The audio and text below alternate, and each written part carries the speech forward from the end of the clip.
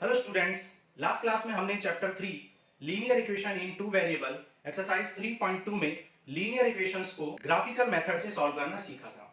और हमने आपको बताया था कि ग्राफिकल मेथड का एक ड्रॉबैक है कि हम ग्राफिकल मेथड से एक्यूरेट आंसर नहीं निकाल सकते अगर हम स्केलिंग अच्छे से ना करें। तो स्केलिंग का वहां पर बहुत इंपॉर्टेंट रोल होता है, और स्केलिंग प्रॉपर स्केलिंग करने पर भी हम इरेशनल नंबर जैसे कि अगर किसी पर्टिकुलर क्वेश्चन में x और y की वैल्यू √3 या √2 आती है तो √3 और √2 की जो एग्जैक्ट वैल्यू हम निकाल नहीं सकते हैं। ठीक है, तो ये सब उसके ड्रॉबैक थे। तो इसलिए हमें जरूरत पड़ती है algebraic method of solving linear equation in two variable. ठीक है, तो हमें एल्जेब्रिक मेथड्स में तीन मेथड मेनली पढ़ने हैं। फर्स्ट मेथड पढ़ना है सब्स्टिट्यूशन मेथड, सेकंड आपको पढ़ना है एलिमिनेशन मेथड, थर्ड आपको पढ़ना है cross multiplication of solving linear equation in two variable. आज की क्लास में हम सब्स्टिट्यूशन मेथड पढ़ेंगे जो कि एक्सरसाइज 3.3 पर बेस्ड है। तो स्टार्ट करते हैं substitution method of solving linear equation in two variable. तो देखो, सब्स्टिट्यूशन मेथड में हम एक एग्जांपल के थ्रू समझते हैं कि कैसे सब्स्टिट्यूशन मेथड करते हैं। एनसीईआरटी का ही एग्जांपल ले लेते हैं, example number 7, example 7 of NCERT.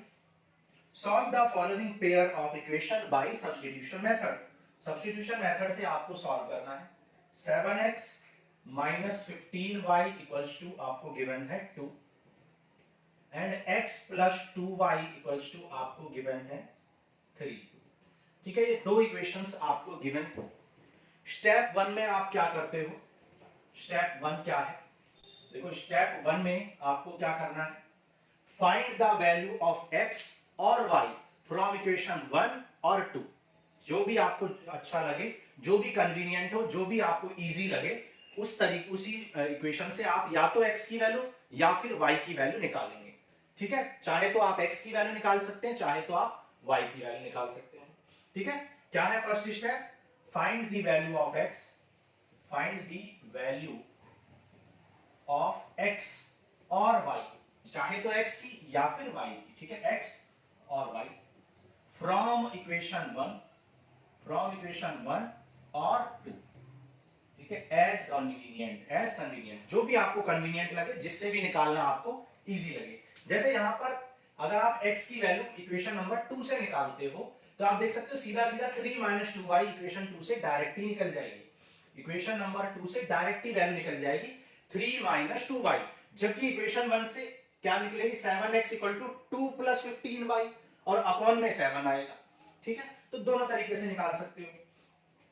ठीक है, मान लो हम इक्वेशन नंबर 2 से निकाल रहे हैं, तो फ्रॉम 2 से हम निकाल रहे हैं, तो इक्वेशन नंबर 2 में x plus 2y equal to 3। पहले हम 2 से निकालते हैं, फिर हम आपको 1 से निकाल के भी सॉल्व करके दिखा देंगे, कोई प्रॉब्लम नहीं है। ठीक है, तो यहां से देखो x की वैल्यू क्या आ जाएगी? 3 माइनस 2y। डायरेक्टली x की वैल्यू आ गई। इसको इक्वेशन नंबर आप क्या कर लेंगे? 3 लेट कर लेंगे। ठीक है, नाउ अब क्या करोगे? स्टेप नंबर 2 में क्या करोगे? Put the value of x obtain in equation 3, obtain in equation number 3। Equation number 3 में जो x की वैल्यू आपको मिली है उसको पुट करना है इन इक्वेशन। नाउ अब देखो, अगर आपने इक्वेशन 1 से निकाला है, अगर आपने इक्वेशन 1 से निकाला है तो आप 2 में पुट करेंगे, और अगर आपने 2 से निकाला है तो आप इक्वेशन नंबर 1 में पुट करेंगे। ये आपको ध्यान रखना है। ठीक है, क्योंकि अगर 1 से निकालोगे 1 में ही पुट कर दोगे तो वो कैंसिल आउट ही हो जाएगी पूरी इक्वेशन। तो आपको अगर 1 से निकाला है तो कहां पुट करोगे? 2 में, और अगर 2 से फाइंड किया आपने x की वैल्यू तो 1 में पुट करोगे। ओके, तो पुट कर लेते हैं। Equation 1 7x minus 15y equal to 2, और x की वैल्यू यहां पर पुट कर दो। x कितना है? 3 माइनस 2y। ठीक है, अब इसको सॉल्व कर लो। 7 3 जा 21, 7 2 जा 14, और ये आ गया 15y, और इक्वल टू कितना है? 2। तो देखो, ये दोनों ऐड हो जाएंगे, लाइक टर्म है, ये हो जाएगा माइनस 29y, और 2 एंड 21 लाइक टर्म है, तो 21 उधर जाके सब्ट्रैक्ट हो जाएगा। तो 29y इक्वल टू कितना आ जाएगा? माइनस 19। सो y आ जाएगा माइनस 19, अपॉन में चला जाएगा माइनस 29, माइनस से माइनस कैंसिल हो जाएगा, और यहाँ पर y की वैल्यू क्या आ जाएगी? 19 अपॉन 29। ठीक है, 19 अपॉन 29, जो कि बिल्कुल करेक्ट है। ठीक है, तो y की वैल्यू आ गई। अब स्टेप 3 यहां पे लिख लेते हैं। देखो, स्टेप 3 में आपको क्या करना है? Put this value of y in equation 1 और 2 आपकी मर्जी है किसी में पुट करें, ठीक है। Put the value of x की इस सॉरी y जो भी वैल्यू निकली है, अगर y की निकाली है तो y की वैल्यू को, x की निकाली तो x की को, इन इक्वेशन 1 और इक्वेशन 2, ठीक है। मर्जी है, नीचे दिखाई दे रहा है आपको, ओके, ठीक है। तो या तो इक्वेशन 1 में या 2 में, आपकी मर्जी है। लेकिन सबसे बेटर क्या रहेगा, आप इक्वेशन नंबर 3 में पुट करें तो सबसे बेटर रहेगा, आपको डायरेक्ट ही आंसर मिल जाएगा। अगर आप इक्वेशन 1 में पुट करोगे तो यहाँ 1 में पुट करोगे y की वैल्यू, फिर सॉल्व करोगे, इधर ले जाओगे तो वो लंबा प्रोसेस है ना, थोड़ा सा लेंदी है, 2 स्टेप एक्स्ट्रा करनी पड़ेगी। आप क्या करोगे, इक्वेशन 3 में पुट कर दोगे, ठीक है। हमने जो x की वैल्यू निकाली थी उसको इक्वेशन 3 लेट कर लेंगे हर बार और उसी में पुट करेंगे तो डायरेक्ट ही निकलेगा। तो देखो 3 में पुट कर रहे हैं हम, 3 - 2 और y की वैल्यू क्या आ गई है 19/29। सॉल्व कर लो इसको, देखो 19 × 2 कितना आ जाए 38/29। एलसीएम ले लो, 29 3 जा 87, तो ये आ जाए 87 - 38/29। तो ये आ जाएगा 17 - 8 कितना हो जाएगा 9 और 7 - 3 क्या हो जाएगा 4, तो ये आ जाएगा 49/29। सो x की वैल्यू आ गई 49/29। तो x आ गया ये और y आ गया आपका ये।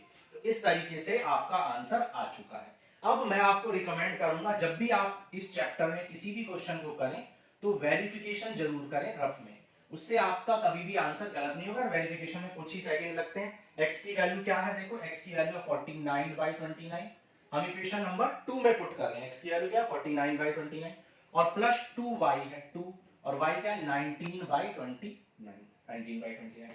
सॉल्व कर लो, 49/29 प्लस 19 2 जा 38/29, ऐड कर लो कितना आ जाए 87/29, 29 3 जा 87। तो आपने देखा कि आपने left side of equation number 2 में पुट किया, इक्वेशन नंबर 2 की लेफ्ट साइड में पुट किया और right side of equation number 2 आ गई। सिमिलरली आप इक्वेशन नंबर 1 में पुट कर सकते हो। 99% आपको एक ही इक्वेशन में पुट करोगे तो आंसर करेक्ट माना हो जाएगा, है ना। लेकिन कभी कभी ऐसा होता है कि एक इक्वेशन सेटिस्फाई हो जाती है, दूसरी होती नहीं है, ठीक है। इसका मतलब आपने कुछ ना कुछ गलती की होती है, लेकिन वो कोइंसिडेंटली एक इक्वेशन सेटिस्फाई होती है। तो आप दोनों को अगर वेरीफाई करोगे तो ज्यादा बेटर रहेगा और गलती फिर 0% चांस हो जाए गलती के। तो हमने एग्जांपल नंबर 7 किया और यहां पर हमने कैसे सॉल्व किया, यहां पर हमने एग्जांपल नंबर 7 में इक्वेशन नंबर 2 से x की वैल्यू हमने निकाली और 1 में पुट की। अब हम इक्वेशन एग्जांपल 8 को करेंगे और वहां पर आपको किसी दूसरे वेरिएबल की निकाल के दिखाएंगे। आप किसी से भी मेथड से कर सकते हो, नोट कर लो। फिर करते हैं एग्जांपल 8।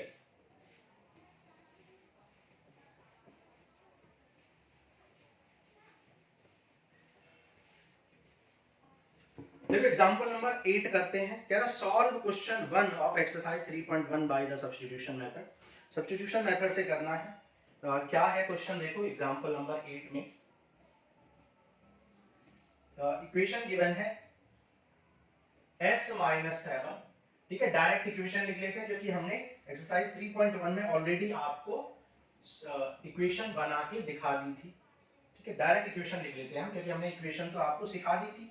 तो क्या है, देखो यहाँ पर इक्वेशन s - 70 इक्वल टू -42, ये इक्वेशन 1 है। और सेकंड इक्वेशन है s - 3t इक्वल टू 6, ये इक्वेशन नंबर 2 है, ठीक है। ऑलरेडी हम इक्वेशन बना चुके हैं एक्सरसाइज 3.1 में क्वेश्चन नंबर 1 में। तो यहाँ पर सॉल्व करना सिखाना है मेनली आपको। तो देखो वही करेंगे। स्टेप नंबर 1 क्या थी, find the value of s और t फ्रॉम इक्वेशन 1 और t as you want wish, ठीक है, एज यू विश। तो जैसा आप चाहें। तो आप देख सकते हो यहाँ पर s की वैल्यू निकालना ज्यादा इजी है। s की वैल्यू इजी है क्योंकि s इक्वल टू क्या आ जाए सीधा सीधा -42 + 70 और यहाँ से भी s की वैल्यू 6 + 3t। तो मान लो चलो 2 से ही निकाल लेते फ्रॉम 2। तो 2 इक्वेशन से s - 3t 6 है, तो s कितना हो जाए 6 + 3t हो जाए, 6 + 3t। इसको इक्वेशन नंबर 3 लेट कर लेंगे। Put the value of s in equation, किसमें पुट करेंगे क्योंकि आपने 2 से निकाली है s की वैल्यू, तो अब आप 1 में पुट करोगे। तो क्या आ रहा है s - 70 इक्वल टू -42 और s की वैल्यू क्या है 6 + 3t -70 इक्वल टू -42। तो ये सॉल्व कर लो, ये हो जाएगा 6 - 3t -70 इक्वल टू -42। तो -3 एंड 7 क्या आ जाए -10t, और 6 लाइक टर्म है 42 के, तो 42 - 6, तो 10t इक्वल टू क्या आ जाए 48। माइनस से माइनस कैंसिल, और यहां से आपको t की वैल्यू क्या आ जाएगी 48/10 मिल जाएगी। ठीक है, देख लेते हैं क्या आंसर है। तो t की वैल्यू 48 बाई कितना आ गया है 10 आ चुका है। ठीक है, कुछ मिस्टेक हुई है, देख लेते हैं क्या गलती किया हमने।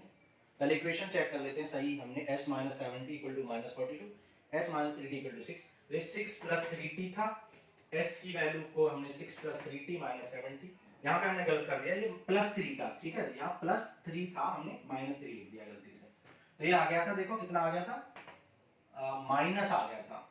3t - 70 क्या आ गया -40, तो ये आ गया, माइनस से माइनस कैंसिल कर दो तो t आ गया 12 4 जा 42, तो t की वैल्यू क्या आ गई है 12 आ गई है। ठीक है, t आ गया। Now put the value of t, put the value of t in equation, किसी भी इक्वेशन में पुट कर लो। हम किस में पुट करेंगे 3 में, क्योंकि 3 में direct s equal to given है। ठीक है, तो इक्वेशन नंबर 3 में s इक्वल टू 6 + 3t, तो ये है 3 × 12, तो 12 3 जा 36, एंड 36 एंड 6 क्या आ गया 42, तो s की वैल्यू क्या आ गई 42 और t आ गया 12। वेरीफाई भी कर सकते हो आप इसको, देखो इक्वेशन नंबर 2 में पुट कर लो, s - 3t था इक्वेशन 2, s कितना है 42 और t कितना है, t आ गया आपका 12। ठीक है, तो 42 12 3 जा 36, 42 - 36 कितना होगा 6, which is right hand side. ठीक है, सिमिलरली आप यहां पर भी पुट कर सकते हो। ये क्या है वेरिफिकेशन, ये करना नहीं है आपको, ये रफ के लिए है, रफ वर्क के लिए, कंफर्मेशन के लिए कि आंसर गलत तो नहीं हुआ। तो s - 7t, s कितना आ गया था 42 और t आ गया था 12, तो 42 - 84 which is -42, which is right hand side of equation number 1। ठीक है, तो ये आ गया आपका क्लियर। तो ये हमने निकाल लिया एग्जांपल 8 में s और t की वैल्यू, और हमने वेरीफाई भी कर दिया। एग्जांपल नंबर 9 करते हैं, नोट करो जल्दी।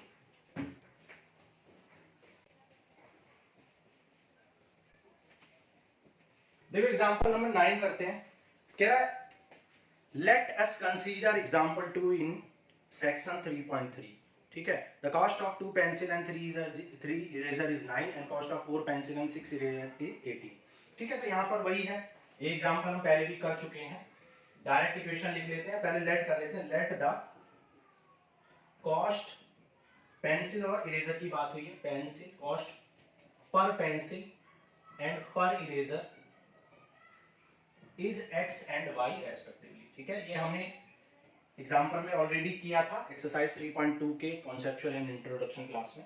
तो यहाँ पर कितना बोला है, यहाँ पर बोला 2 पेंसिल एंड 3 इरेजर 9 रुपीस की है। 2 पेंसिल की कॉस्ट 2x + 3y = 9 रुपीस, और फिर है 4 पेंसिल एंड 6 इरेजर की कॉस्ट, 4 पेंसिल एंड 6 इरेजर की कॉस्ट कितनी दे रखी है 18 दे रखी है। तो इक्वेशन नंबर ये 2 हो गई। ठीक है, नाउ सॉल्व करते हैं। देखो फ्रॉम 1 से आप x की वैल्यू निकाल लो या 2 से निकाल लो, एज यू विश। मान लो हम 1 से निकाल रहे हैं, तो 2x = क्या आ जाए 9 - 3y, सो x आ जाएगा 9 - 3y डिवाइड बाय 2। तो x की वैल्यू को कहां से निकाली आपने वैल्यू 1 से, तो 2 में पुट करें, इसको 3 लेट कर लो, तो फ्रॉम 2 या put the value of x in equation number 2। तो इक्वेशन 2 क्या 4x + 6y = 18, तो x की वैल्यू पुट कर दो, x की वैल्यू क्या आ चुकी है 9 - 3x। ठीक है, 9 - 3y पुट कर लो, 4 × 9 - 3y divide by 2 plus 6y = 18, तो 2 2 जा 2 9 जा 18, 2 3 जा 6y प्लस 6y = 18, तो 6y से 6y हो गया कैंसिल, और यहां पर 18 = 18 आ गया, जो कि क्या है ट्रू स्टेटमेंट है, ट्रू स्टेटमेंट है। अब आप देख सकते हो y तो एलिमिनेट ही हो गया है, y तो कैंसिल हो गया, तो y की आप कोई भी वैल्यू पुट करो, तो आप कह सकते हो for any value of y, for any value of y 18 = 18, that is statement above statement will be true, above statement true होगा। ठीक है, तो y की कोई भी वैल्यू लो ये ट्रू रहेगा, इसका मतलब y की सारी वैल्यू क्या है, y की सारी वैल्यू ही सही है, y की कोई भी वैल्यू लो वो करेक्ट होंगी, क्योंकि y की कुछ भी वैल्यू पुट करो y तो कट ही जाएगा, है ना, कैंसिल ही हो जाएगा। तो इसका मतलब क्या है, hence hence there are infinite many solution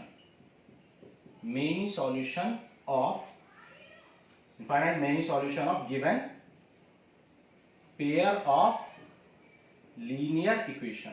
given pair of linear equation के इनफाइनाइट मेनी सॉल्यूशन है, क्योंकि y की वैल्यू कुछ भी पुट करो आपका स्टेटमेंट 18 इक्वल टू 18 ही आएगा, y कैंसिल हो जाएंगे, मतलब y की सारी वैल्यू करेक्ट रहेंगी और y की सारी वैल्यू पुट करने से x की भी बहुत सारी वैल्यू मिलेंगी। इसका मतलब यहां पर इनफाइनाइट मेनी सॉल्यूशन होंगे इस कंडीशन के। ठीक है, तो ये हो गया एग्जांपल नंबर 9।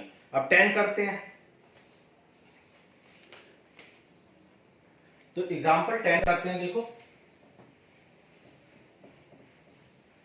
एग्जाम्पल नंबर 10 में आपसे क्या बोला है, कह रहा let us consider example 3 of exercise 3.2। ठीक है, विल द रेल्स। तो यहाँ पे कुछ एग्जाम्पल था जो हमने previous introduction class of exercise 3.2 में किया था। तो एग्जाम्पल नंबर 10 हम कर रहे हैं। ठीक है, एग्जाम्पल 10 में आपको वही इक्वेशन ले रखी है x + 2y = 4 and 2x + 4y = 12। ये इक्वेशंस आपको गिवन है, तो इनको सॉल्व करना स्टार्ट करते हैं। तो क्या करोगे सब्स्टिट्यूशन में, फ्रॉम 1 इक्वेशन नंबर 1 से आप x की वैल्यू निकालो, x + 2y = 4। सो x आ जाएगा 4 - 2y। आप चाहें तो इक्वेशन 2 से भी निकाल सकते हैं। ठीक है, put the value of x in equation number 2। Equation 2 क्या है, 2x + 4y = 12। तो पुट कर लो x की वैल्यू को, 4 - 2y + 4y = 12। तो यह जाएगा 2 4 जा 8 - 4y + 4y = 12। 4y से 4y कैंसिल, 18 = y। तो आप देख सकते हो 18 = 12 आ गया है। अब एक बात बताओ, 18 = 12, 18 कभी 12 के इक्वल नहीं हो सकता है, कभी नहीं हो सकता है, विच इज फॉल्स स्टेटमेंट। तो आप देख रहे हो कि y तो कैंसिल हो गया और एक फॉल्स स्टेटमेंट मिला। अब y की वैल्यू कुछ भी पुट करो, ये स्टेटमेंट तो फॉल्स ही होना है, तो आपको कभी भी x की कोई करेक्ट वैल्यू या y की कोई करेक्ट वैल्यू मिलेगी नहीं, क्योंकि स्टेटमेंट फॉल्स हो रहा है। तो y की कोई भी वैल्यू लो, स्टेटमेंट गलत ही होगा। तो आप कह सकते हो इस केस में आप बोलोगे नो सॉल्यूशन। ठीक है, नो सॉल्यूशन। तो आपने देखा एग्जांपल नंबर 9 में, देखा कि वहां पर आपको एक ट्रू सॉल्यूशन मिल रहा था, ट्रू कंडीशन मिल रही थी। तो उस केस में y की वैल्यू कुछ भी पुट करें, y करेक्ट रहेगा क्योंकि y कैंसिल हो जाएगा, है ना, ट्रू कंडीशन मिलेगी। तो वहां पे infinite value of y's are correct, है ना, और y की ईच वैल्यू के लिए x की भी बहुत सारी वैल्यू मिलेगी, तो इनफाइनाइट सॉल्यूशन हो जाएंगे। लेकिन यहाँ पे y की वैल्यू कोई भी पुट करो, आप y की कोई भी वैल्यू पुट करो, y तो कैंसिल ही आउट हो रहा है और एक फॉल्स कंडीशन मिल रही है। मतलब y की वैल्यू कुछ भी पुट करो, आपको गलत ही सॉल्यूशन मिल रहा है, गलत कंडीशन मिल रही है। इसका मतलब y की कोई भी वैल्यू पुट करने से आपको करेक्ट कंडीशन नहीं मिल रही है। इसका मतलब y की सारी वैल्यू क्या है, फॉल्स है, गलत है। तो यहां पर एक भी सॉल्यूशन नहीं होगा, नो सॉल्यूशन होगा। इसलिए जब भी आप सब्स्टिट्यूशन या एलिमिनेशन मेथड अप्लाई करते हो तो हमेशा a1/a2, b1/b2 एंड c1/c2 की वैल्यू निकालेंगे। और अगर यूनिक सॉल्यूशन होगा, one and only one solution होगा, इंटरसेक्टिंग लाइंस होंगी, देन ओनली आप क्या करोगे, सब्स्टिट्यूशन एंड एलिमिनेशन मेथड क्या करोगे, अप्लाई करोगे और क्रॉस मल्टीप्लिकेशन मेथड अप्लाई करोगे।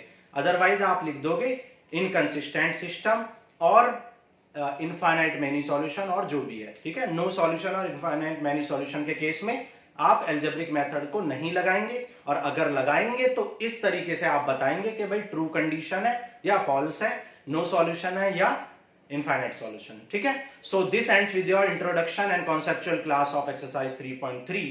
तो आज की क्लास में हम इतना ही करेंगे, नेक्स्ट क्लास में करेंगे एक्सरसाइज 3.3 को सॉल्व। तो थैंक यू।